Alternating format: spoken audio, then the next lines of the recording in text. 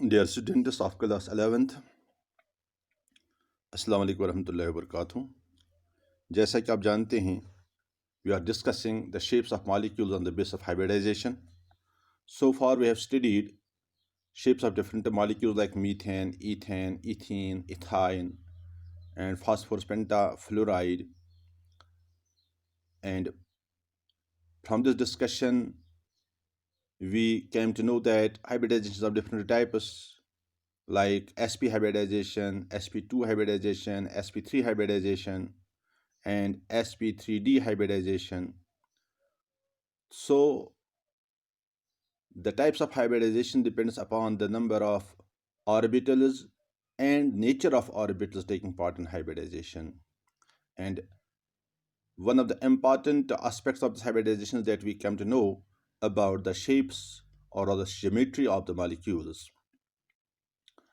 So far we have discussed many compounds, their shapes, and in all those compounds only half-filled atomic orbitals were taking part in bond formation and hybridization.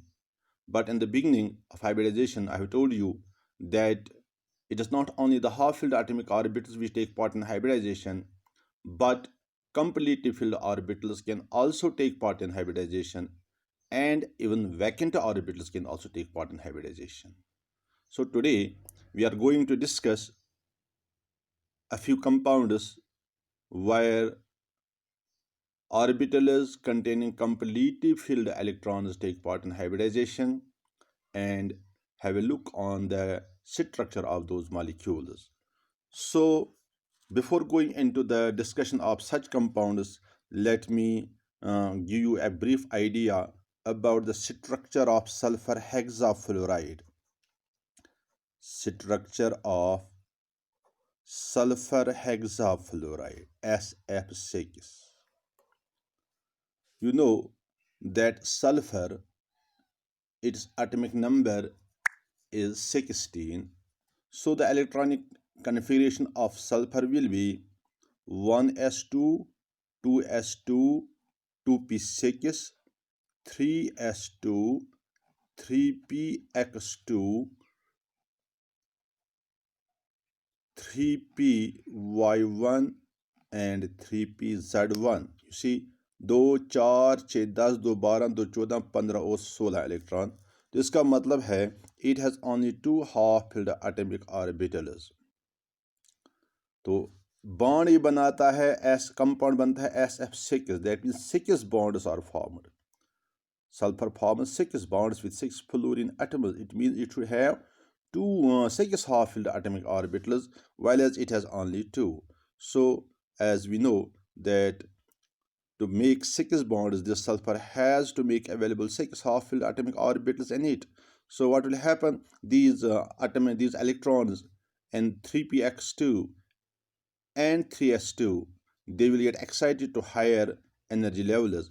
So in the first case, if 3px electron goes to higher orbital, then it will create 4. When 3s2 also goes, it will create 6. So the new electronic configuration after 2 excitations will be 1s2, 2s2, 2p6, 3s1, 3px1, 3py1, 3pz1, and there will be 3d1 and 3d1. It's actually 3dz1 and 3dx square minus y square 1. So 1, 2, 3, 4, 5, and 6 half-filled atomic orbitals are formed. These half-filled atomic orbitals now undergo hybridization, and it will be sp3d2, one s orbital, 3p orbitals, and 2d orbitals, sp3d2 hybridization. So 6 hybrid orbitals are formed. These Out of these 6 hybrid orbitals, 4 hybrid orbitals are directed towards 4 corners of a square plane. 4 corners of a square plane in this way, and the other 2 are directed, one above the plane at right angles and another below the plane. So in this way 6 hybrid orbitals are created, And you can also make hybrid orbitals like this if you wish. This is one hybrid orbital, this is another hybrid orbital, this is another hybrid orbital, this is another hybrid orbital, and this is another hybrid orbital. This is another hybrid orbital. 1, 2, 3, 4, 5, and 6. Then 6 fluorine atoms come. So what will happen? This is sulfur. One fluorine will come from this side, another from this side, another from this side, another from these are 4 fluorine atoms towards 4 corners of a square plane. Towards 4 corners of a square plane, and the other 2 fluorine atoms comes one above and another below the plane. So in this way, the structure formed, it is called octahedral structure. Octahedral structure. So sulfur hexafluoride has octahedral structure, and the hybridization in it is sp3d2 hybridization. And in the same way, you can find that iodine heptafluoride IF7, it will have trigonal bipyramidal structure. Trigonal bipyramidal structure. And the hybridization, and it will be sp3d3. There 3 excitations happen, as we know. In fluorine, chlorine, bromine, iodine, there is only one half-filled atomic orbital. But the bonds, iodine has only one half-filled atomic orbital in its ground state, but it forms 7 bonds. That means it has to create 7 half-filled atomic orbitals. For that, 3 excitations will take place, and 7 half-filled orbitals will be created. One among them will be s orbital, 3 p orbitals, and 3 d orbitals, sp3d3. The 3d orbitals to which the electrons get excited here are actually dxy, dyz, and dxz. Let me tell you that when only one d orbital is involved in bond formation, then that d orbital is generally dz orbital, dz square orbital. It is dz square orbital. And when only 2 d orbitals are involved, then it is dz square and dx square minus y square.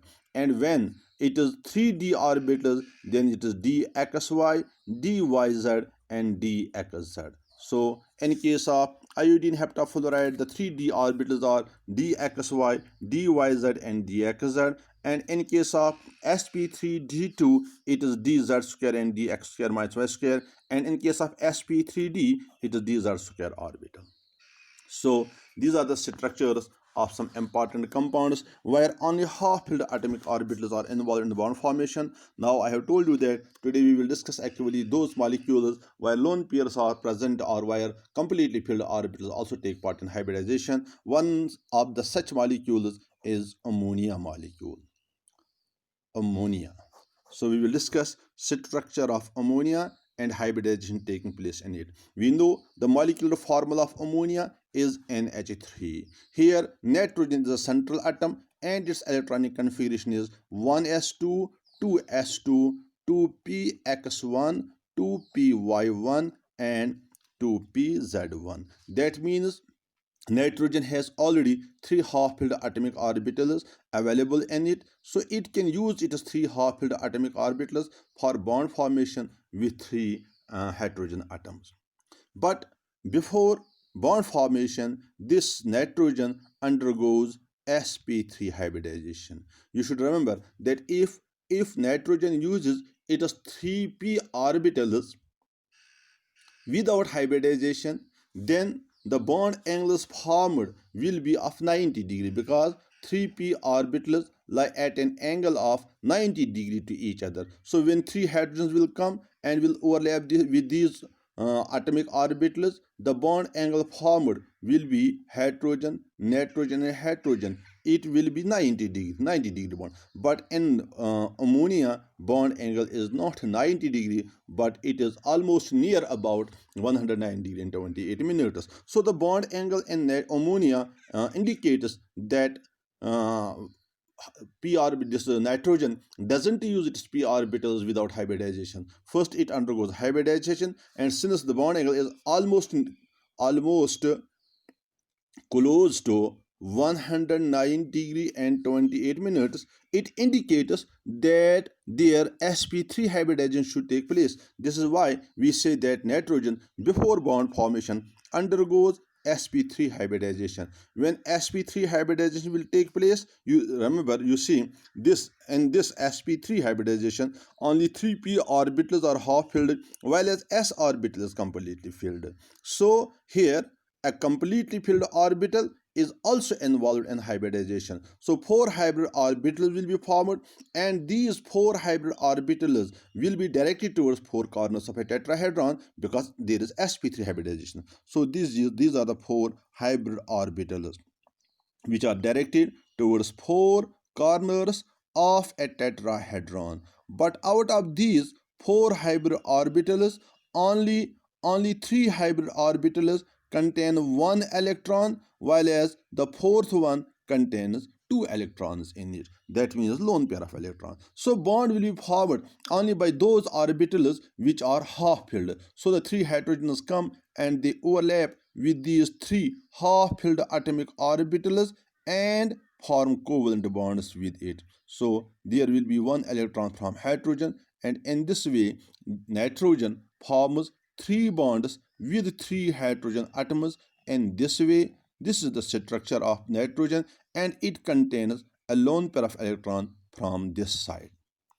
So this is the structure of ammonia molecule. That means tetrahedral structure, in other words sp3 hybridization. But when we see the position of the atoms as compared to or related to each other, this position in this structure, nitrogen is on the top and 3 hydrogens are present at the base. This structure is called as trigonal pyramidal structure. Trigonal pyramidal structure. In this pyramid, 3 hydrogen atoms form the base of the triangle, whereas nitrogen is present at the apex of the pyramid. And the bond angle here, as I have told you, it is nearer to close to 109 degree and 28 minutes. Since sp3 hybridization has taken place, it should be 109 degree and 28 minutes, but actually the bond angle is 107 degree. 107 degree. Why the bond angle has got a little decreased? It is because the lone pair of electron present in one of the hybrid orbitals, it repels more these hydrogen atoms. As we know, lone pair bond pair repulsion is a little stronger than the bond pair repulsion. Because of that stronger repulsion, these hydrogen atoms are made to come a little closer. Because of that, bond angle gets decreased and it's almost to 107 degree. So this is structure of ammonia, where we have observed that completely filled orbital also takes part in bond formation, and this completely filled orbital lies in one of the hybrid orbitals as lone pair of electrons. In the same way, we can discuss the structure of water molecule, H2O. Water molecule. In water molecule, oxygen is the central atom. Its atomic number is 8. Its electronic configuration is 1s2, 2s2, 2px2, 2py1, 2pz1. That means it has 2 half-filled atomic orbitals. It can use them for bond formation with 2 hydrogen atoms, but the result will be if these two half-filled atomic orbitals take part in bond formation without undergoing hybridization, then as discussed in case of ammonia, same situation will arise here. That means the bond angle will be once again 90 degree, but actually bond angle in water is not 90 degree, but it is actually 104.5 degree. So once again it is very close to 109 degree and 28 minutes. So it indicates that in case of water, sp3 hybridization once again take place.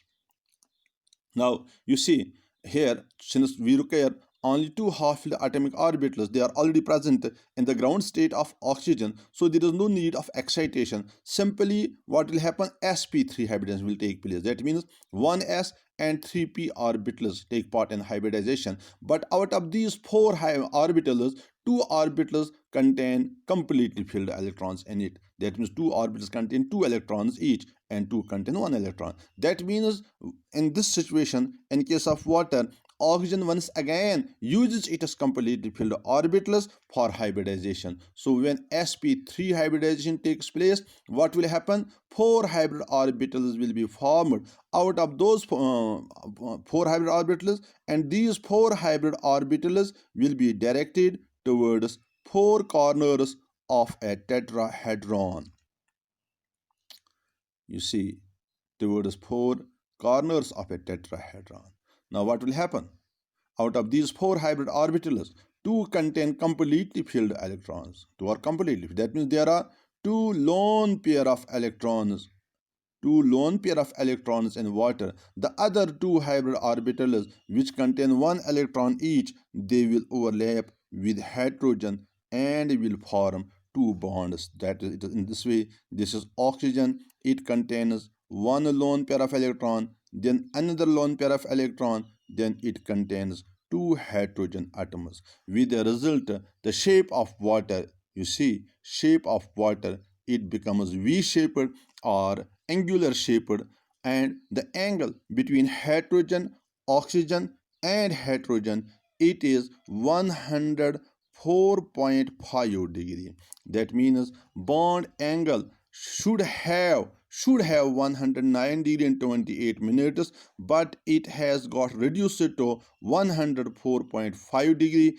It is because of the repulsion of the lone pair with lone pair and lone pair with bond pair. That means repulsive forces in case of water are stronger because of the presence of lone pair of electrons. You see, in case of methane, while sp3 hybridization takes place, and methane, all the four hybrid orbitals contain one electron each and take part in bond formation. That means there are all bond pairs, and there is only bond pair repulsion.